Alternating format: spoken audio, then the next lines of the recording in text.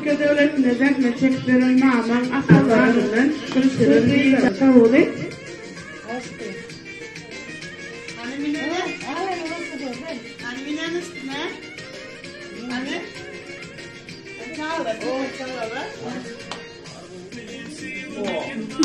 Evet, devam. Sonradan devletlerin dostlarında icazlar var diye. Sonra 8. maddamız muhtarım ama atalım dava. Sonra tamam ben vereyim.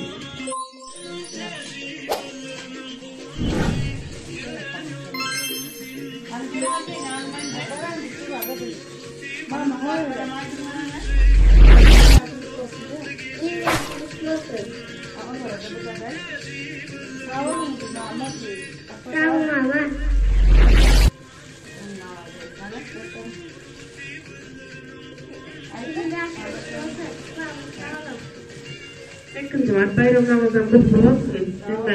Zenanlar bayramı geçtiden sonra spordan kesin hani.